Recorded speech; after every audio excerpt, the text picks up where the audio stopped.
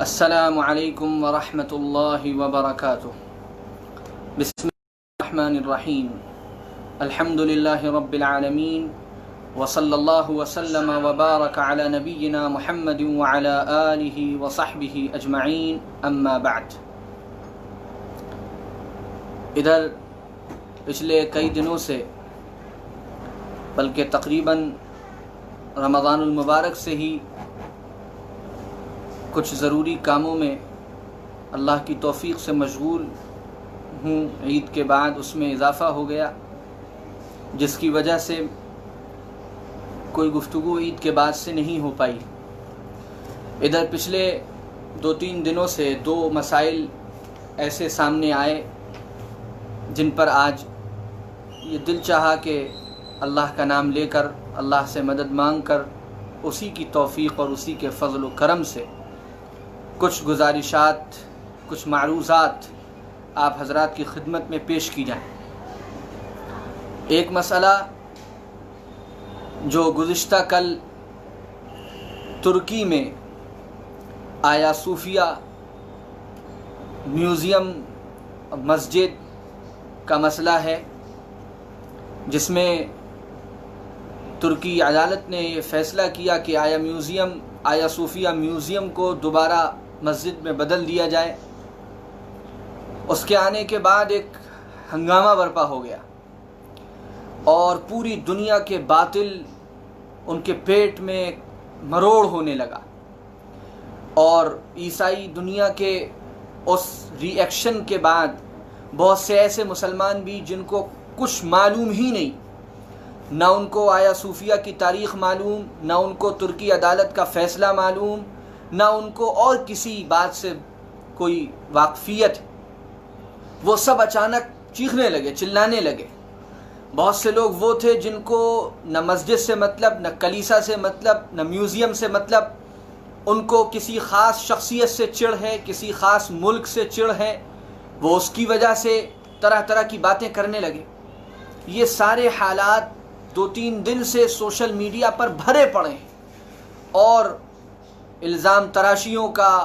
بہتان کا، اور ایک دوسرے کو نیچا دکھانے کا ایک عمل جاری و ساری، جس سے سب کا نقصان ہے۔ اس لیے میں نے کوشش کی کہ یہ عالم اسلامی کی یہ جو ایک عظیم الشان خبر ہے، جس پر پورے عالمی اسلامی کو اللہ کا شکر ادا کرنا چاہیے، اللہ سے توفیق مزید مانگنی چاہیے، اور اللہ سے ان لوگوں کے لیے مزید توفیق کی دعا کرنی چاہیے جن کے ذریعے اللہ تعالیٰ یہ سارے کام انجام دلوا رہا ہے، بجائے اس کے لوگ ادھر ادھر کی بحثوں میں پڑیں اور الٹے سیدھے تبصرے کریں۔ انہیں چاہیے کہ کچھ معلومات اس سلسلے میں حاصل کریں،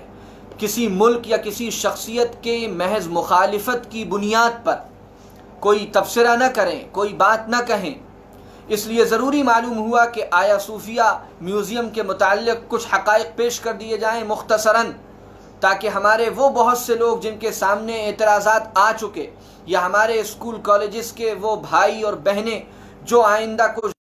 ہو سکتا ہے سوشل میڈیا پر بہت سارے اعتراضات کا سامنا کر رہے ہوں، ان کو بات کرنے میں کوئی جھجک نہ ہو، بے کھٹک بات کر سکیں، بے خوف بات کر سکیں، بے خطر بات کر سکیں۔ یہ جامع آیا صوفیہ کیا ہے؟ یہ ترکی کے جو اس وقت استنبول شہر ہے اس میں واقع ایک میوزیم ہے اس وقت، جس کو مسجد میں بدلنے کا فیصلہ کیا گیا ہے۔ یہ فیصلہ کن تاریخوں کی بنیاد پر ہے، اس کو ذرا سمجھ لیجئے۔ 360 عیسوی میں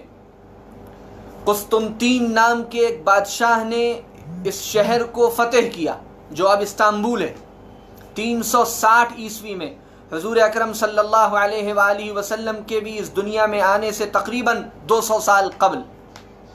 اور اس نے وہاں پر جب اس شہر کو فتح کیا، اور تو پھر اس شہر کا نام جو بازنطینہ بتایا جاتا ہے وہ تبدیل کر کے اس نے قسطنطین اپنے نام پر رکھ دیا، اور وہاں پر اس نے ایک چرچ کی بنیاد ڈالی، اور اس چرچ کو تعمیر کرنے کے بعد وہ چرچ اس وقت عیسائی دنیا 2 حصوں میں بٹ چکی تھی۔ ایک حصہ وہ تھا جس کا تعلق اٹلی سے تھا، جو کیتھولک عیسائیوں کا حصہ تھا، اس میں یورپ کے ممالک آتے تھے، اور روم اور اٹلی اس کا اصل مرکز تھا، اور اس کا جو ذمہ دار اور سربراہ ہوتا تھا اس کو پوپ کہا جاتا تھا، آج بھی کہا جاتا ہے۔ عیسائیوں کا دوسرا حصہ جو آرتھوڈاکس کے نظریات سے تعلق رکھتا ہے، یہ جو ترکی کے اندر استنبول کے اندر آیا صوفیہ کلیسا کی تعمیر کی گئی، اس میں آرتھوڈاکس نظریے کے لوگ آنے شروع ہوئے، اور اس حصے میں جو ذمہ دار ہوتا تھا، اس چرچ کا جو ذمہ دار ہوتا تھا، اس کو پیٹریارک کہا جاتا تھا، بطریق کہا جاتا تھا۔ یہ دو الگ الگ حصے تھے عیسائی دنیا کے۔ 360 عیسوی میں اس کی ایک چرچ کے حیثیت سے بنیاد پڑی، اور تقریباً 250 سال یہ اسی حالت میں رہا، پھر اس میں آگ لگ گئی اور وہ کلیسا جل گیا۔ اس کے بعد سن 532 عیسوی میں دوبارہ ایک بادشاہ نے، عیسائی جسٹینین پرتھم اول فرسٹ، اس نے بڑی عالیشان چرچ کی تعمیر کروائی۔ اس کا یہ خواب تھا کہ یہ ایک ایسا چرچ بنے، ایک ایسا کلیسا بنے جو ساری دنیا کے عیسائیوں کے لیے ایک مرکزیت رکھتا ہو۔ چنانچہ 532 عیسوی میں اثر نو اس کی تعمیر کی گئی، اور بڑی زبردست تعمیر کی گئی۔ لکھا ہوا ہے مضامین میں کہ 10,000 سے زیادہ مزدور اس وقت اس کو بنانے میں لگے، اور بڑا عالیشان کلیسا بن کر تیار ہوا۔ اور پھر یہ تقریباً 532 عیسوی سے 1453 عیسوی تک آرتھوڈاکس عیسائیوں کا مرکز رہا، اور ایسا مرکز رہا کہ سارے آرتھوڈاکس عیسائی اسی سے جڑے رہتے تھے، یہ ان کا مرکز تھا۔ پوری دنیا میں آرتھوڈاکس عیسائیوں سے تعلق رکھنے والے جو لوگ تھے، وہ سارے کے سارے اسی آیا صوفیہ کی طرف متوجہ رہتے تھے، اور وہاں سے نکلنے والے احکامات پر عمل کرتے تھے۔ ایسی مرکزیت عیسائی دنیا میں اس آیا صوفیہ کو حاصل ہوئی تقریباً 1000 سال تک، اور آیا صوفیہ کی یہ حیثیت برقرار رہی۔ اپنی بلڈنگ کے اعتبار سے بھی یہ بہت عظیم الشان، بڑا زبردست، بڑا تاریخی، بہت تفصیل کا وقت نہیں، کتابوں میں یہ ساری معلومات موجود ہیں۔ تو 532 عیسوی سے لے کر 1453 عیسوی تک یہ ایک آرتھوڈاکس عیسائیت کے سب سے بڑے مرکز کی شکل میں اس کا وجود رہا۔ 1432 عیسوی میں 1453 عیسوی میں جب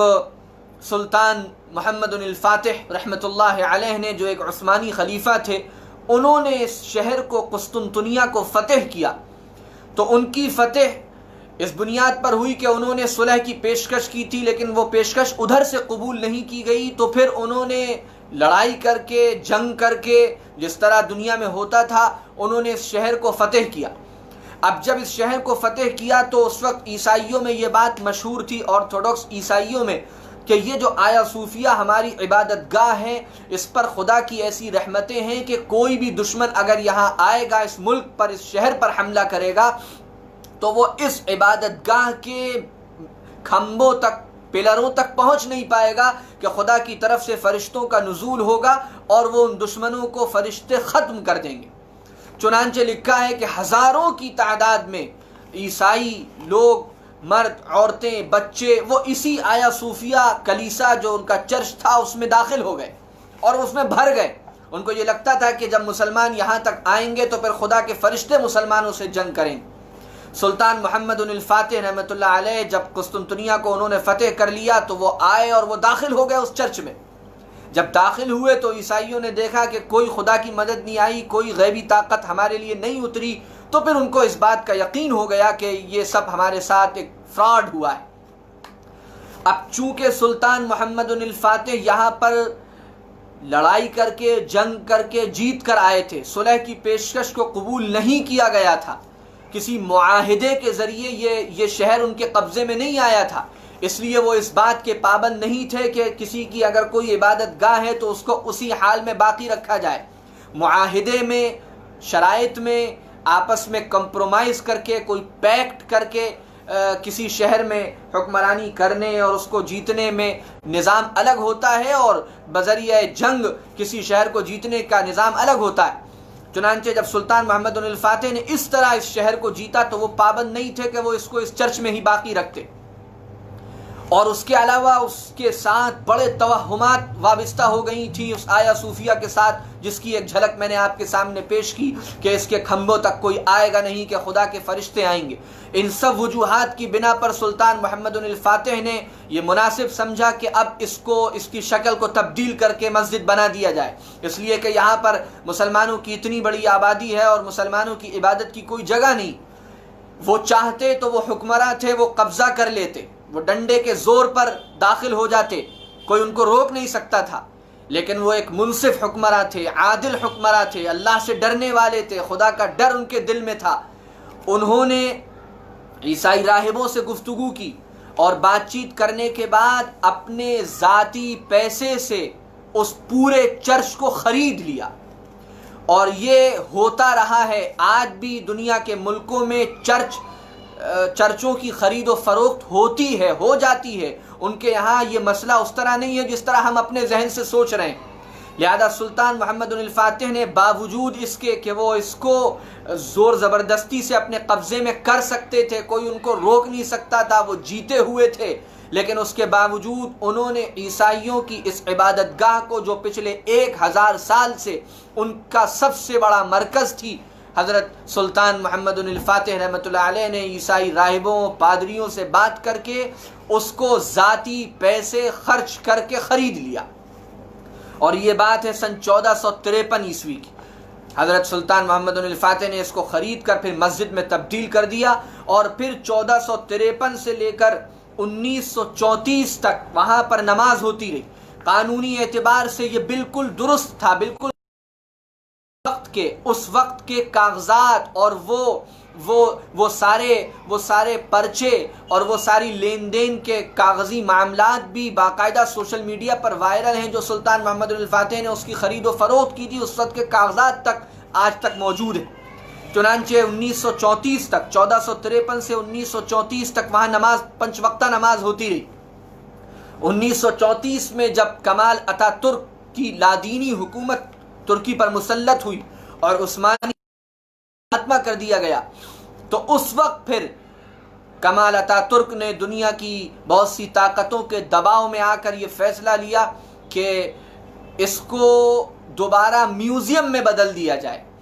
اس لیے کہ اس عیسائی دنیا میں کے دلوں میں ایک کسک تھی، ان کے دلوں میں ایک چوٹ تھی۔ وہ اس بات کو نہیں بھول پا رہے تھے کہ یہ 1000 سال تک ہمارا سب سے بڑا مرکز رہی ہے، لیکن چونکہ اب یہ مسجد تھی اور یہاں پر ایک ظاہری اعتبار سے مسلم حکومت تھی، تو کمال اتا ترک نے پھر اس کو یہ راستہ، بیچ کا راستہ نکالا کہ اس کو بدل دیا جائے، ایک میوزیم رہے، نہ گرجا نہ کلیسا رہے اور چرچ رہے۔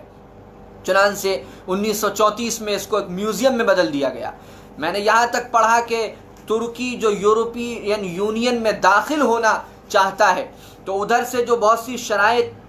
عیسائی ملکوں کی ہیں، ان میں سے ایک شرط یہ بھی ہے کہ اگر آپ یورپین یونین میں آنا چاہتے ہیں تو آپ کو آیا صوفیہ کو دوبارہ ہمیں واپس کرنا پڑے گا۔ بہرحال 1934 سے لے کر پھر یہ ابھی تک ایک میوزیم کی حیثیت سے دنیا اس کو جانتی رہی، لیکن پچھلے طویل عرصے سے وہاں پر مقدمے لوگوں نے لڑنا شروع کیے، عدالت میں سارا ریکارڈ پیش کیا گیا، ثبوت پیش کیے گئے کہ سلطان محمد الفاتح نے بالکل قانونی طریقے سے فاتح ہونے کے باوجود اپنی ذاتی رقم سے اس چرچ کو خرید لیا تھا اور خرید کر مسجد میں تبدیل کر دیا تھا، لہذا دوبارہ اس کو مسجد بنایا جائے۔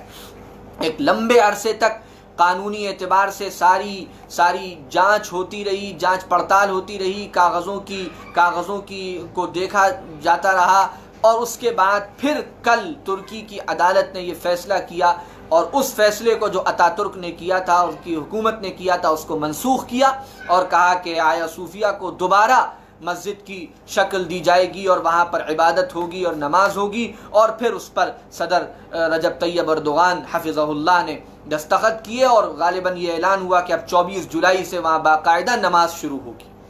اب اس پورے پس منظر کو سمجھنے کے بعد اعتراض کا کوئی حصہ نہیں ہے کہ کسی کے ہاتھ میں کوئی اعتراض بلا وجہ کے اعتراض کرے۔ یہ الگ بات ہے کہ ان سارے قوانین کو اسلامی اصولوں اور فقہ کی روشنی میں کوئی پڑھے اور سمجھے، لیکن یہ کہنا کہ یہ کوئی ظلم ہے یا یہ کہنا کہ یہ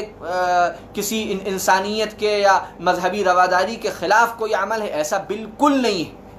یہ ایک قانونی اعتبار سے سارے مراحل سے گزر کر یہ فیصلہ لیا گیا، لہٰذا اس پر اللہ کا شکر ادا کرنا چاہیے اور سجدہ شکر بجا لانا چاہیے اور اللہ سے مزید توفیق مانگنی چاہیے کہ خدا تعالیٰ اسی طرح اس مرحلے کو جاری و ساری رکھے، اور جس طرح سے اردوغان کی حکومت نے عقل مندی اور سمجھداری کے ساتھ یہ سارے مراحل طے کیے ہیں، اللہ تعالیٰ اپنے فضل و کرم سے مدد فرمائے اور آگے بھی اس طرح کی خوشخبریاں ہم کو ملتی رہیں۔ یہ سارا پس منظر اگر ہمارے سامنے ہوگا تو انشاءاللہ کوئی کنفیوژن ہم کو نہیں ہوگا۔